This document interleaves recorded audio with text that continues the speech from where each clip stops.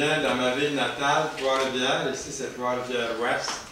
Et puis, ça me fait plaisir d'apporter un message, mais en même temps de l'enregistrer, en plus d'être sur CD et sur DVD, parce qu'il y a des gens qui voulaient l'écouter dans d'autres endroits. Alors, je vous remercie de votre permission d'enregistrer cette émission aujourd'hui pour en faire profiter un plus grand nombre un peu partout. Si vous avez vos Bibles, je vous inviterai à l'ouvrir dans l'Évangile de Luc, le chapitre 1. Et le message de ce matin est intitulé « Quelques opinions célèbres sur Jésus ». Dans Luc, chapitre 1, les versets 32 à 35. Nous allons voir d'autres versets aussi un peu plus tard durant le message. Donc, vous avez ici la référence, et je vais lire le verset qui dit « Il sera grand ». Il est question de Jésus-Christ. « Il sera grand et sera appelé Fils du Très-Haut, et le Seigneur Dieu lui donnera le trône de David son père. Il régnera sur la maison de Jacob éternellement, et son règne n'aura point de fin. » Marie dit à l'ange, « Comment cela se fera-t-il, puisque je ne connais point d'homme? » L'ange lui répondit, « Le Saint-Esprit viendra sur toi, et la puissance du Très-Haut te couvrira de son ombre. C'est pourquoi le Saint-Enfant qui naîtra de toi sera appelé Fils de Dieu. » Un homme et une femme se marient. Lorsqu'ils se marient, j'ai célébré plusieurs mariages, ils promettent de s'aimer jusqu'à ce que la mort les sépare. Mais trop souvent, la promesse, malheureusement, n'est pas toujours tenue. Les hommes et les femmes brisent souvent leurs promesses, mais le Dieu Tout-Puissant est fidèle, et toujours il tient ses promesses. Lorsque l'ange Gabriel annonce à Marie qu'elle deviendrait enceinte et qu'elle donnerait naissance à Jésus, l'ange proclamait l'accomplissement d'une promesse faite il y a 900 ans, plus tôt au roi David. Et Jésus, le Messie promis, le roi qui règne à jamais, c'est comme ça qu'on l'a présenté. Et le récit de l'Annonciation nous rappelle que Dieu tient toujours ses promesses. La naissance de Jésus a été selon le plan éternel de Dieu. Voici ce qui est écrit dans la parole, dans Ésaïe 9, versets 6 et 7. « Car un enfant nous est né, un fils nous est donné, et la domination reposera sur son épaule. On l'appellera admirable, conseiller, Dieu puissant, Père éternel, Prince de la paix, donné à l'empire de l'accroissement, et une paix sans fin au trône de David et à son royaume. L'affermir et le soutenir par le droit et par la justice, dès maintenant et à toujours. Voilà ce que fera le zèle de l'Éternel des armées. » Jésus de Nazareth est né il y a un peu plus de 2000 ans. Et pendant plusieurs centaines d'années, les grands prophètes d'Israël avaient prédit sa venue. Jésus, le Messie, fait le sujet de 300 prophéties dans l'Ancien Testament, données sur plusieurs centaines d'années avant sa naissance. À l'âge de 30 ans, Jésus commence son ministère public. Et ce matin, le temps nous manquerait pour entrer dans tous les détails de sa vie, excepté pour dire que dans les 3 années qui ont suivi, Jésus donne la formule pour connaître une vie entière et abondante à toute personne qui veut venir à lui pendant sa vie. Et si la personne est déjà venue au Seigneur depuis un certain temps, comment marcher à tous les jours, à tous les instants, pour lui. Il nous donne les données pour pouvoir vivre cette vie-là. Il est captivant aussi de réaliser que ces anciennes prophéties concernant la première venue du Seigneur Jésus-Christ se sont toutes réalisées à la lettre. Et ça confirme au-delà de tout doute que Jésus est le vrai Messie, le Fils de Dieu, le Sauveur du monde. Pour n'en mentionner que quelques-unes, voici quelques prédictions étonnantes à propos du Seigneur Jésus-Christ qui ont eu leur accomplissement. Par exemple, sa naissance miraculeuse On voit ça dans Genèse 3, dans Ésaïe 7, dans Matthieu 1. Son lieu de naissance, Bethléem, dans Michée 5, dans Luc chapitre 2. Son enfance en Égypte. Et puis aussi, nous voyons sa trahison, sa crucifixion et sa résurrection. La vie du Seigneur Jésus-Christ a été une vie parfaite, a été une vie sans péché.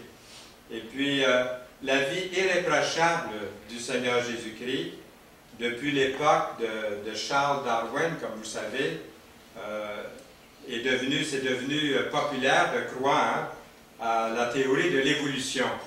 Puis, en présence des intellectuels, c'est politiquement incorrect de croire en Dieu, surtout de se dire chrétien, que ce soit dans les cégeps ou dans les universités. C'est pas très, très populaire de dire que vous êtes chrétien. Mais que vous croyez à l'évolution, que vous croyez à Darwin, ça, vous êtes dans le vent, ça va bien. Mais il y a un homme du nom de Anthony Flew, dont j'ai lu un petit peu la biographie. Lui, on dit qu'il était, à un moment donné, il était professeur de philosophie à l'université Reading au Royaume-Uni, et puis il a été connu comme le chef de file de l'athéisme, peut-être le plus grand athéiste dans le monde entier. Et son autorité dans le domaine de l'athéisme a été énorme partout. Il a rédigé plus d'une douzaine de livres, et puis nombreux sont ceux qui se disent qu'il est l'athée le plus célèbre au monde, au moins dans le monde académique, c'est courant. Mais il est devenu tout à fait surprenant d'apprendre tout récemment, lors d'un colloque au début du mois de décembre 2004, ce même professeur Anthony Flew a annoncé qu'il avait changé d'avis. Écoutez bien ceci, il croit désormais à l'existence de Dieu. Il n'est plus l'athée le plus célèbre au monde. Il a donné sa place à quelqu'un d'autre. Il a changé de camp. Et il est maintenant ce qu'on appelle un théiste. En grec, comme vous savez, le mot Dieu, c'est théos. Théiste, donc il croit en Dieu. Et lors d'un symposium, il y a 5 ou 6 ans, Anthony Flew a annoncé croire en Dieu. Puis une de ses thèses évoquées a été celle-ci, en grand titre, de toutes les grandes découvertes de la science moderne, la plus grande est Dieu, écrit-il. Et voici un extrait, je m'excuse, c'est en anglais, d'une entrevue qu'il a donnée, Anthony Flew, et je vous donnerai un bref aperçu à la suite du clip. Alors, ceux qui parlent anglais, vous allez l'apprécier. What were some of the factors that prompted you to, in recent years, reconsider atheism and to come to the conclusion that that there is a intelligence? It's been entirely these, I suppose, biological discoveries and discoveries about the chemistry. So these things. The complexity and... yeah, the integrated complexity argument. Voyez-vous, Anthony Flew croit que la vie est beaucoup plus trop complexe à expliquer pour croire que son origine est arrivée comme ça, là, par hasard, sans l'intervention d'un architecte. Par exemple, la complexité de l'ADN exige une conception intelligente. Il croit désormais en Dieu, mais malheureusement pour lui, il faut prier pour lui, il rejette toujours la foi chrétienne évangélique dans le Sauveur, le Seigneur Jésus-Christ. Donc, on peut peut-être avoir une pensée dans nos prières pour lui. D'autres savants avec lui ont utilisé des analogies. En voici une dont les savants aujourd'hui qui changent de camp se disent et puis annoncent. Ils disent, par exemple, supposons qu'une tornade, j'ai essayé d'avoir une map, vous voyez la tornade ici, là, c'est l'une des villes aux États-Unis. Disons qu'on suppose qu'une tornade balaie un dépôt de ferraille. Et puis les forts vents ont tout déchiré, puis jeté en morceaux beaucoup de métaux un peu partout autour. Et puis, après que le vent se soit calmé, pensez-vous que par hasard, tout ce métal tordu se met à se former en un super de gros transporteur aérien, un Boeing 747. Combien pensent que c'est possible, même sur 1 million d'années, que ça arrive? Pourtant, c'est ce que l'évolution essaie de nous faire croire. Nous savons que la probabilité que cela se produise est tellement inconcevable qu'il n'est même pas raisonnable de la considérer comme une possibilité. Ils ont admis que, de la même manière qu'il n'est pas raisonnable de suggérer que la vie même est née par hasard, un concept intelligent exige un concepteur. Une fois qu'une personne accepte, disons une fois qu'une personne accepte l'existence de Dieu, quelle est la question la plus normale, courante qui peut venir suite à ça? Dieu s'est-il jamais révélé d'une façon spéciale à nous, au-delà de la révélation naturelle? Le US News du 20 décembre 1993 titrait ceci: « Aujourd'hui, comme dans son temps, Jésus de Nazareth demeure l'un des personnages les plus fascinants et mystérieux de l'histoire. » Beaucoup se posent encore la question: qui est Dieu? Jésus a influencé l'humanité plus que quiconque né sur la terre, d'après les plus grandes encyclopédies qu'on peut avoir sur cette planète, World Book Encyclopedia par exemple. Un jour, on a demandé à l'historien de renom H.G. Wells quel personnage de l'histoire a laissé l'impression la plus permanente sur l'humanité. Et sa réponse: Jésus arrive en premier.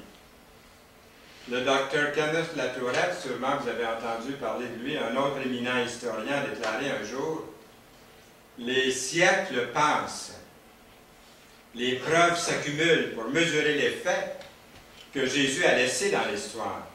Jésus est la vie la plus influente qui ait jamais vécu sur cette planète. Et cette impression envers Jésus semble s'accentuer avec le temps. Maintenant, ce que nous savons sur Jésus. Il y a des choses que nous savons sur Jésus qu'on pourrait appeler des choses indéniables, qu'on ne trouvera pas dans les journaux ou dans les revues. Premièrement, ses enseignements mémorables, son sermon sur la montagne, la règle d'or, la parabole du bon samaritain, celle du fils prodigue, puis des versets qu'on retrouve dans l'Écriture comme Matthieu 7, 12. Je vais demander à mon technicien de l'avancer peut-être avec... OK.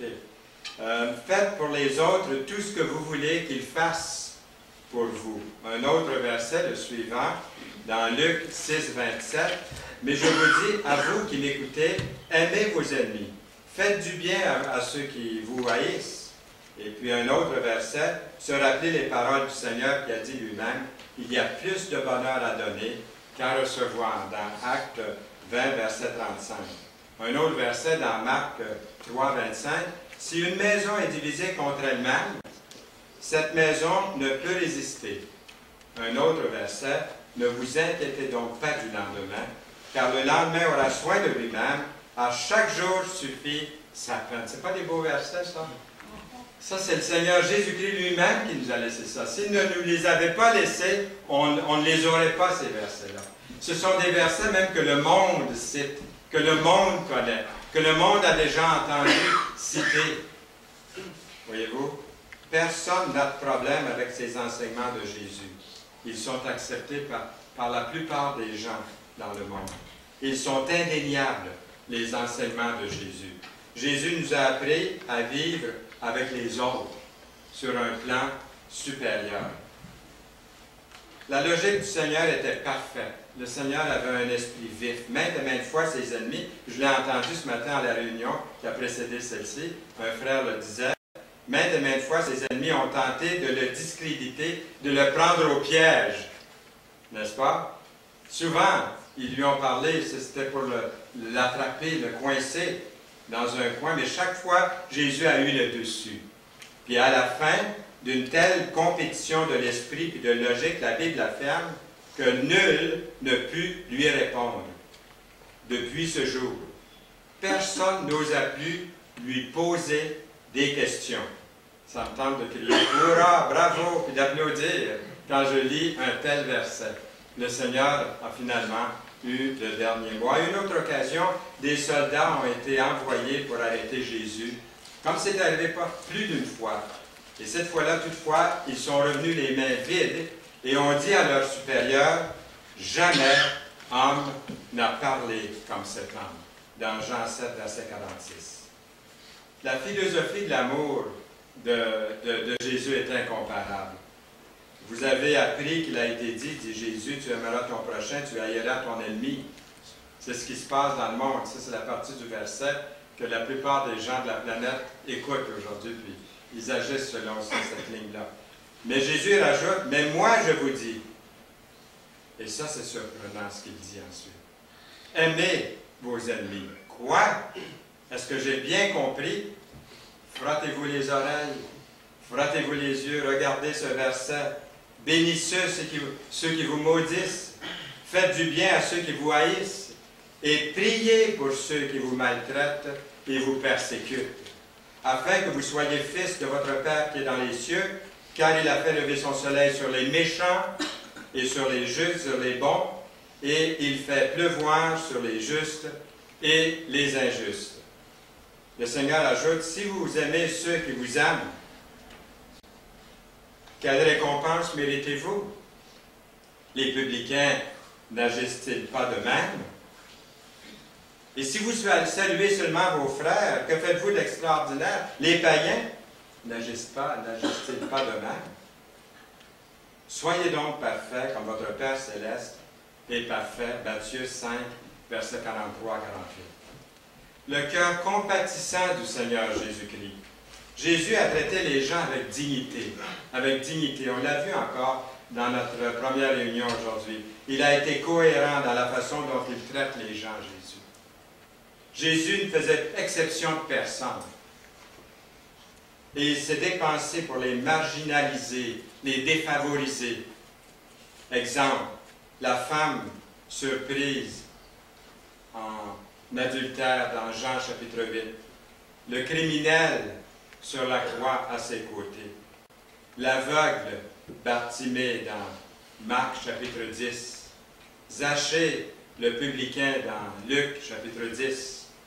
Il n'a pas eu peur non plus de toucher les malades, de toucher les lépreux.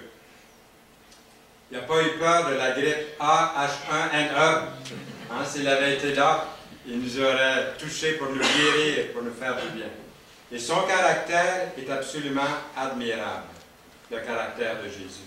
Dans toutes ses actions, Jésus a été irréprochable, sans défaut, sans tache, sans reproche, sans péché.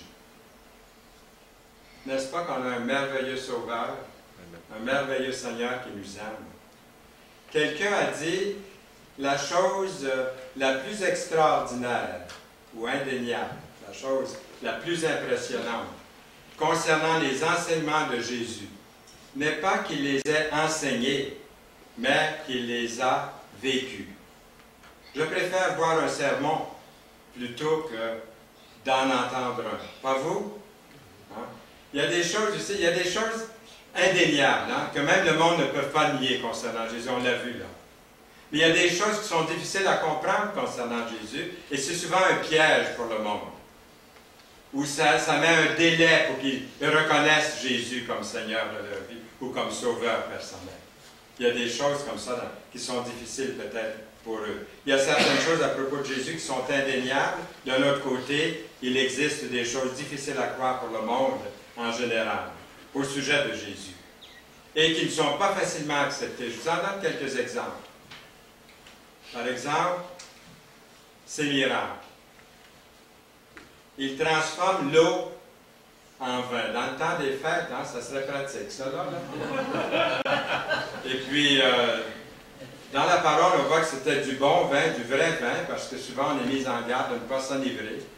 Ceux qui disent que c'était du jus de vigne, je pense qu'ils font un peu fausse route, parce que Noé, il ne s'est pas saoulé, ils ne l'ont pas saoulé avec du vin, du jus de raisin. Il devait être fermenté un peu, hein? Ça devait être du vin. Et puis, on peut continuer comme ça. Et puis, le Seigneur aussi a marché sur les eaux. Quand est-ce que vous avez vu quelqu'un traverser le fleuve Saint-Laurent à pied, hein? Sur l'eau? Il l'a fait, lui, Jésus. C'est ça qui était étonnant.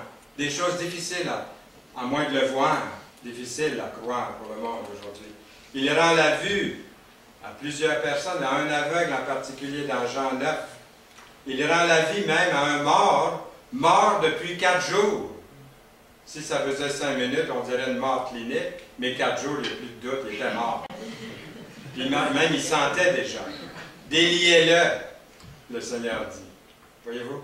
Il nourrit 5 hommes avec le lunch d'un petit garçon dans Jean 6, les versets 1 à 14. Et 17 fois, dans le 4e évangile, le 4e évangile se réfère à ces miracles comme des signes que le Seigneur nous a laissés. Autrement dit, les miracles sont destinés à signifier quelque chose au sujet de son identité au Seigneur Jésus-Christ. Ils sont des signaux indiquant ce qu'il est réellement. C'est comme si Jésus disait, « Vous pouvez croire avec confiance en moi. Je suis le Fils de Dieu, je suis Dieu de l'âme qui vit parmi vous.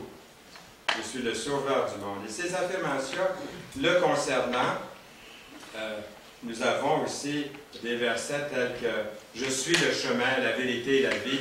Nul ne vient au Père que par moi. » Encore un autre verset dans Jean 14, 9. « Il y a si longtemps que je suis avec vous, et tu ne m'as pas connu, Philippe. » Ça, c'est un beau verset. Quelqu'un un jour m'a dit, est-ce que quelqu'un du ciel est venu pour nous dire ce que ça avait l'air, Dieu, ce que ça avait l'air, le ciel? Citez-leur ce verset-là. Il y a si longtemps que je suis avec vous, et tu ne m'as pas connu, Philippe. C'était lui, Jésus, le Fils de Dieu, Dieu fait homme. Celui qui m'a vu, dit Jésus, a vu le Père, a vu Dieu. Comment dis-tu, montre-nous le Père? Est-ce que ce n'est pas un verset convaincant, ça? Un merveilleux verset. Il y a cet autre verset qui dit, dans Jean 8, verset 24, « C'est pourquoi je vous ai dit que vous mourrez dans vos péchés, car si vous ne croyez pas ce que je suis, vous mourrez dans vos péchés. » Puis encore dans Jean 11, le verset 25 et 26, Jésus lui dit, « Je suis la résurrection et la vie. Celui qui croit en moi vivra, même s'il meurt. Et quiconque vit et croit en moi ne mourra jamais. » Crois-tu cela? Quand j'ai accepté Jésus comme mon sauveur personnel, je prenais tellement ce verset littéralement, je pensais que j'allais jamais mourir.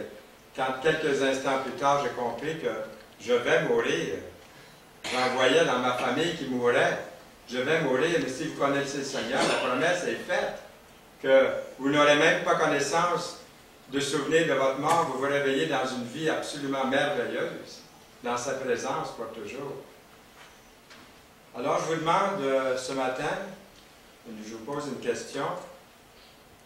Quelle est votre opinion concernant Jésus?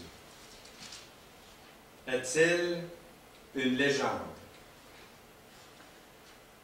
Premièrement, rares sont les personnes qui croient que Jésus est une légende. Que Jésus de Nazareth n'était qu'une légende. Il existe trop d'évidences historiques. L'encyclopédie Britannica, par exemple, ne met pas du tout en question l'existence de Jésus. Elle a consacré 20 000 mots à Jésus. Des centaines de personnes rationnelles de toute la terre et de religions différentes ont eu l'occasion d'enquêter sur les évidences concernant Jésus, et tous sont d'accord pour dire que Jésus est la plus grande personnalité que le monde ait jamais connue. Ils affirment que Jésus est la plus grande influence pour le bien que le monde ait jamais connue. Les écrits les plus anciens de la part de croyants comme d'incroyants existent en grand nombre. Vous avez ici Arnold Toynbee, que vous voyez à l'écran, un éminent historien, le plus éminent historien de notre époque, a donné plus d'espace à Jésus de Nazareth qu'à toute autre personnalité combinée parmi les 6 plus grandes personnalités qui ont vécu sur la terre, y compris Mahomet, Bouddha, César, Napoléon, et puis je pourrais continuer encore longtemps. Il y aura toujours beaucoup de personnes qui ne voudront pas croire que Jésus a existé, comme il y a des gens aujourd'hui qui ne croient pas que l'Holocauste a existé. Il y a même des gens encore aujourd'hui qui croient que la Terre est plate.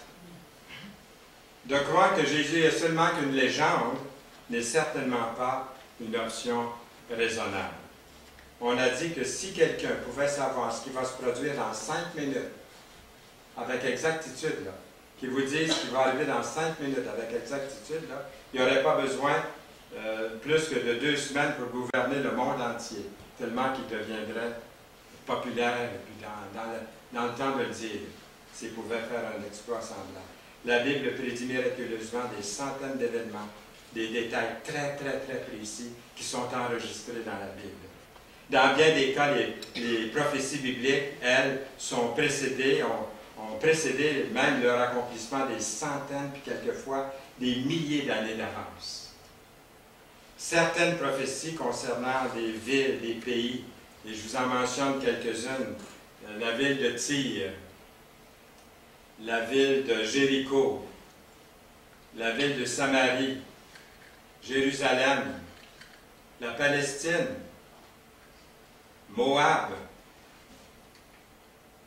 et Babylone,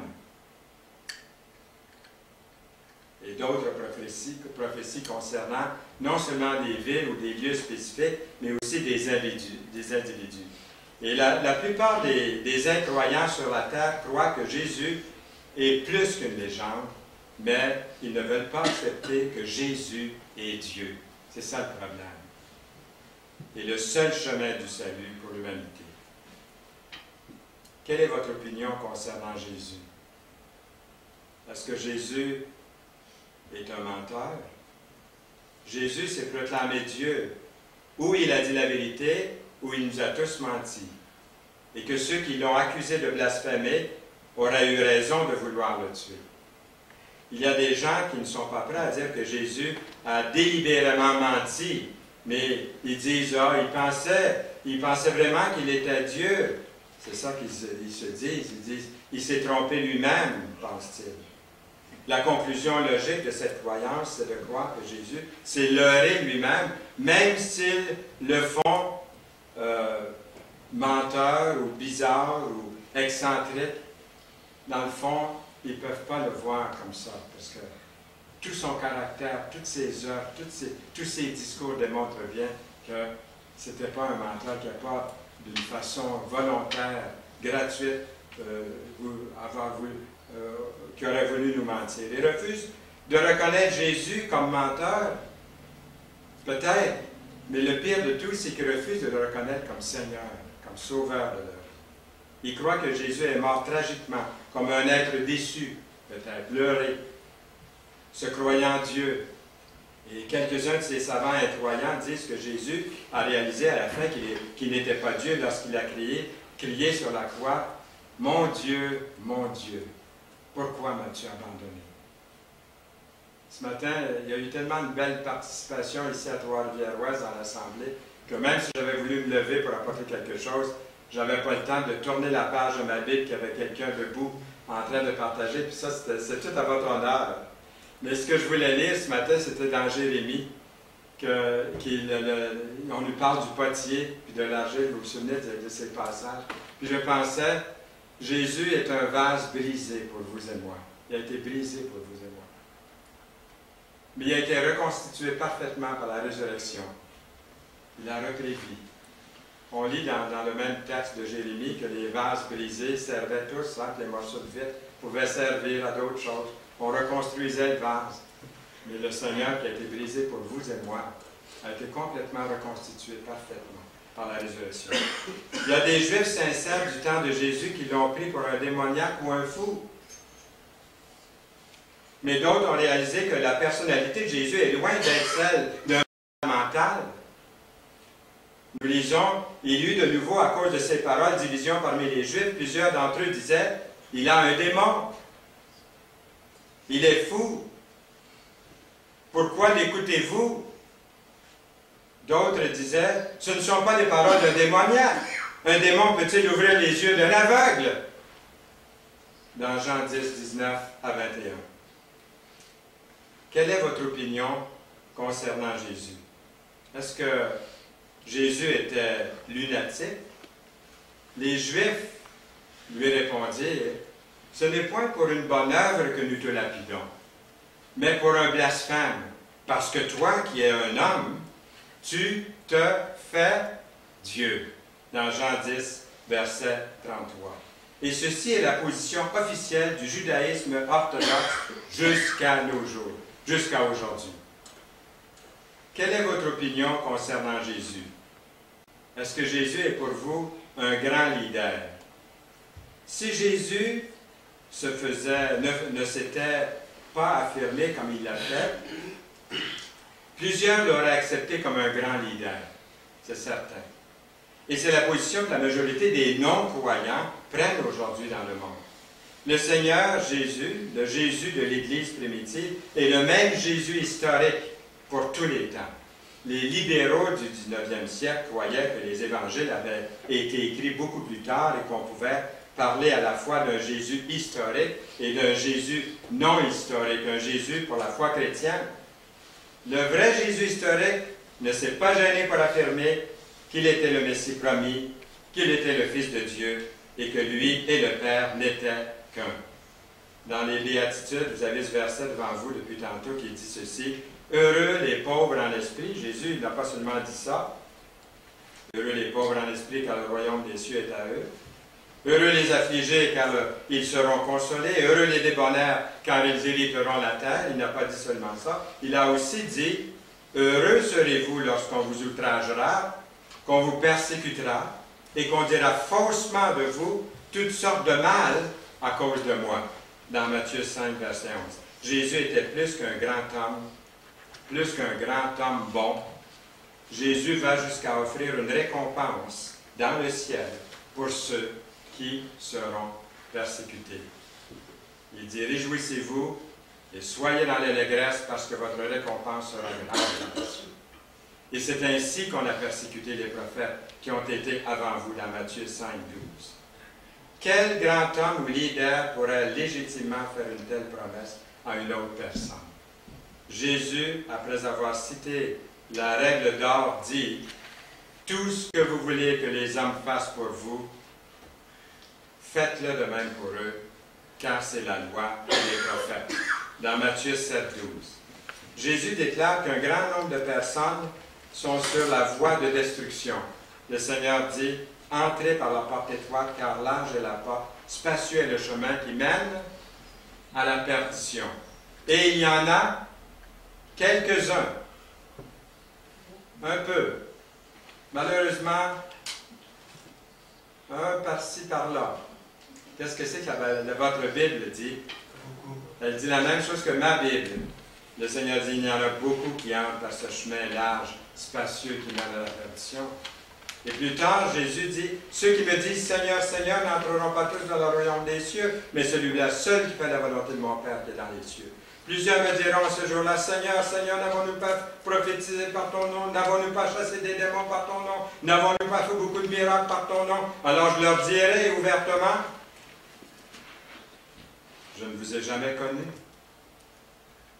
Retirez-vous de moi, vous qui commettez l'iniquité, dans Matthieu 7, 21. Parmi les grands leaders, parmi les grands leaders oseraient faire de telles affirmations? Celui qui parlerait comme Jésus a parlé devrait se présenter comme étant beaucoup plus qu'un simple homme, rempli de bonté. Jésus ne s'est pas présenté comme un Dalai Lama quand il est venu sur la terre. Les Juifs du temps de Jésus, eux, ont bien saisi ce que Jésus voulait dire. Ils n'ont pas pris des pierres pour le lapider seulement parce qu'il avait dit Seulement parce qu'il avait dit, est-ce que je vais l'avoir? Seulement parce qu'il avait dit, aimez-vous les uns les autres. On va y arriver à cela dans un instant. Jésus s'est donné le titre de Je suis. Puis en route, aujourd'hui, j'écoutais Sirius, j'ai Sirius dans l'auto par le satellite, j'écoutais un poste chrétien. Il y avait un beau cantique qui était chanté par un groupe de jeunes. Et puis, il disait dans ce cantique, Jésus a dit « Je suis ». Il n'a pas dit « J'étais ». Il dit « Je suis ». Le même titre que Dieu s'est donné. Alors, quelle est votre opinion concernant Jésus? Il est le Seigneur des Seigneurs. Jésus-Christ a dit la vérité lorsqu'il s'est montré comme étant Dieu. Il est Seigneur. Et les faits historiques concernent sa vie. Puis il démontre ce qu'il est, par ce qu'il a fait et ce qu'il a dit. Nous lisons dans Romains 5:8, Dieu prouve son amour envers nous, en ce que lorsque nous étions encore des pécheurs, et là vous avez les 5 mots les plus importants de toute la Bible. Christ est mort pour nous. Jésus est venu sur terre pour prendre notre punition, la vôtre, la mienne, que méritaient nos fautes. Il a pris notre place à la croix. Il a été notre substitut. Il est important de donner suite à l'amour de Dieu. Et j'aimerais vous demander, votre relation avec Dieu, est-ce qu'elle est inimitié ou paix? Votre but dans la vie, est-ce que c'est la foi ou l'incrédulité? Votre attitude en ce qui concerne la mort, est-ce que c'est le désespoir ou l'espérance d'un lieu de délice? Savez-vous ce que sera votre destinée éternelle? D'après Jean 3,16 que nous avons cité, car Dieu a tant aimé le monde qu'il a donné son Fils unique, afin que quiconque croit en lui ne périsse pas, mais qu'il ait la vie éternelle. Je n'avais jamais réalisé combien de fois j'ai cité ce verset-là dans les 62 ans de ma vie chrétienne, dans les prédications. Jusqu'au jour, et dernièrement, j'étais à Saint-Jean-de-Terrebonne, et puis en route, un de mes amis, qui avait 5 ans quand je l'ai connu, aujourd'hui il est marié, il a des enfants, puis il y a un enfant de marié qui a des enfants, vous voyez, ça me met à peu près autour de 100 ans, voilà. Et puis en route, il dit à son épouse Solange, j'ai dit, Solange, j'ai dit, on s'en va écouter Fernand Saint-Louis prêcher. Puis il dit, je vais le chronométrer pour voir à quel moment il va citer Jean 3,16. Puis je n'ai pas cité Jean 3,16 ce dimanche-là durant le message. Mais vous pourrez dire que je l'ai cité encore ici aujourd'hui. J'ai réalisé combien ce verset-là est important. Et celui qui a cité ce verset-là ce matin dans Jean 3,16, durant la première réunion, m'a encore une fois démontré la grandeur, l'amour de Dieu pour chacun de nous. Et finalement, nous avons la troisième grande division ici, la glorieuse résurrection du Seigneur Jésus-Christ. Le Seigneur Jésus-Christ est vivant. Le Seigneur Jésus-Christ n'est plus sur la croix. La vie chrétienne, mes chers frères et sœurs et amis, n'est pas le chrétien qui essaie d'imiter Jésus. C'est Jésus, la vie chrétienne. C'est Jésus. C'est Jésus en vous. C'est Jésus en moi. Qui vit dans ma vie, qui vit dans votre vie, dans le chrétien. La vie chrétienne n'est pas ce que vous faites pour Jésus. La vie chrétienne, c'est ce que le Seigneur Jésus fait en vous. C'est ça la vie chrétienne. C'est ce qu'il fait pour vous et par vous. La vie sous la direction du Seigneur Jésus-Christ devient une vie équilibrée selon le fruit de l'Esprit que nous trouvons dans le chapitre 5 de Galates. Plusieurs personnes refusent toujours de reconnaître Jésus comme leur Sauveur et Seigneur dans leur vie. Et à ce point-ci, il ne reste plus qu'une seule décision qu'on puisse prendre. Vous avez le choix d'accepter ou de rejeter le Sauveur Jésus-Christ comme Seigneur de votre vie. S'il est déjà votre Seigneur, pourquoi ne pas réaliser dès ce matin qu'il est important de commencer à marcher pour lui? Ou de reprendre à marcher pour lui si on s'est arrêté le long de la route, comme le voyage du pèlerin que vous connaissez. Hein, il sortait des fois du chemin étroit. C'est là que les problèmes commençaient. À quel moment je sors du chemin étroit en tant que chrétien, en tant qu'enfant de Dieu? Je dois revenir sur ce chemin. À ce point-ci, c'est ça la décision. Et le Seigneur Jésus-Christ est le don de Dieu pour le monde entier. C'est l'Évangile. C'est l'essence même du christianisme. Alors, je vous invite à saisir ce don précieux de Dieu aujourd'hui même. Est-ce que je peux juste vous lire quelque chose que j'ai lu? C'est d'un auteur inconnu. Je n'ai pas l'auteur de ça, mais je vous le lis. Vous l'avez peut-être déjà lu aussi. Il est écrit « Le plus grand homme dans l'histoire de l'humanité, c'est Jésus. Il n'avait pas de domestique. Pourtant, ils l'ont appelé maître. Il n'avait aucun diplôme. Pourtant, on l'a appelé professeur. Il n'avait aucun médicament. Pourtant, on l'a appelé guérisseur. Il n'a eu aucune armée. Pourtant, les rois l'ont craint. Il n'a gagné aucune bataille militaire. Pourtant, il a conquis le monde. Il n'a commis aucun crime. Pourtant, il a été pendu sur la croix. Un poteau sur la croix. Il a été enterré dans un tombeau. Pourtant, il vit ce matin. Il vit aujourd'hui. Il peut vivre en vous et en moi. Amen. Amen. Amen. Seigneur, merci pour ta parole qui nous a parlé abondamment par ces textes, par ces versets. Seigneur, précède-nous durant ce jour, durant cette semaine, durant ce temps des fêtes. Seigneur, sois avec chacun de nous, que nous puissions reprendre le chemin étroit, qui est ton chemin, qui est ta volonté. Seigneur, merci de tant d'amour manifesté envers nous ce matin, aujourd'hui même, au nom précieux de Jésus. Amen. Amen.